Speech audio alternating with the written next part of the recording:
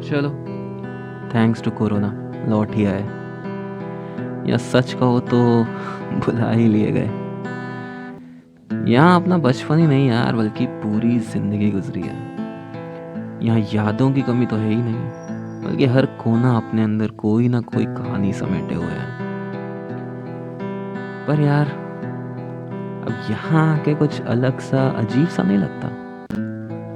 ऐसा लगता है कि यार we don't belong here anymore. पता नहीं, अब कम शब्दों में कहूँ तो अब तो ये घर भी ना घर नहीं लगता है। ऐसा नहीं है कि घर आने का या सबसे मिलने का मन नहीं करता। इन 4 सालों में एक आध दिन ही होंगे जब घर पे वीडियो कॉल ना हुई हो। वो त्योहारों से 4 महीने पहले 8 बजे IRCTC लॉगिन करना शायद ही कभी भूला हूँ। पर इस बार कुछ अलग है। अब 1.5 महीने यहाँ रहने के बाद समझ आया कि पापा को घुटने का दर्द और माँ को पीठ दर्द होली दिवाली भी होता था। वो तो अक्सर बस एक हफ्ते का स्टे होता था, तो वो लोग सब चौकसे वाले मूड में रहते थे। अब सब साफ दिख रहा है, बट सब समझ आ रहा है। हमारे जाने के बाद सब ना थोड़ा बदला सा लगता है। शायद इसीलिए अब ये घर भी घर सा नहीं लगता है। घर से बाहर रहने का तरीका ही अलग होता। ना तो कोई सोने का, ना तो कोई उठने का समय होता।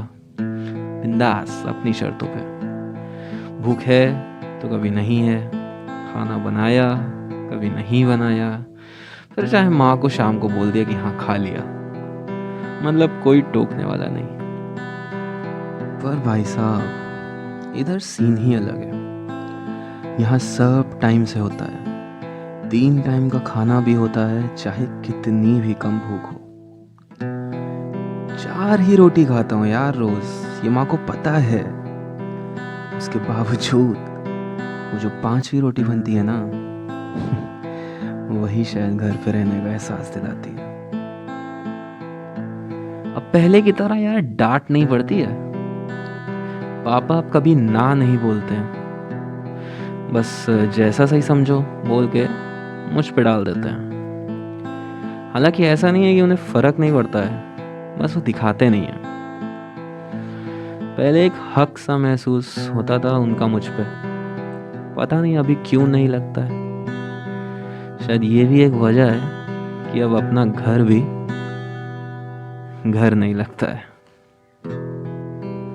जिम्मेदारी लेना अच्छा लगता है, हमेशा से हर जगह खुशी मिलती है, और अब घर के लिए भी महसूस होती है। कुछ ही दिन पहले का किस्सा है। घर में घी खत्म हुआ तो मैंने मंगाया ऑनलाइन, बिना बताए बिना पूछे किसी से भी। अगले दिन वो आया तो उसी शाम पापा ने 500 का नोट दे दिया।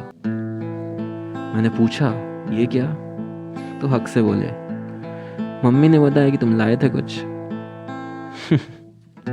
अजीब सा लगा उस समय। हक तो था, पर अब उसके मायने बदल गए थे शायद। नहीं लेना था मुझे ऑब्वियसली, पर बोलूं तो बोलूं क्या और कैसे बोलूं।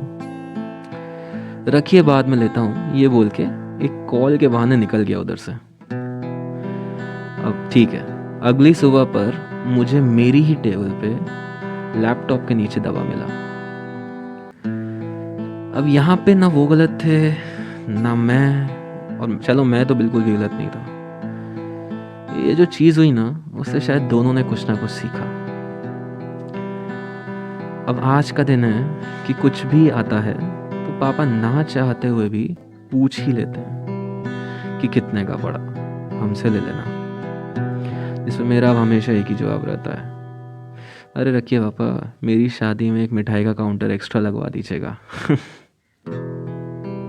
इन सब बातों से कितने लोग रिलेट कर पा रहे हैं नहीं पता मुझे, पर अब बेसिकली पॉइंट ये है कि ये जो घर शब्द है ना, इसके अब मायने तो वही हैं, बस कुछ और फीलिंग्स इसमें ऐड हो गई हैं। या भारी शब्दों में अगर बोलूँ तो इसको एक गहराई सी मिल गई है। इसी वजह से शायद एक भ्रम पैदा हुआ था जो निराश करता था कि क्यों अब ये घर घर नहीं लगता।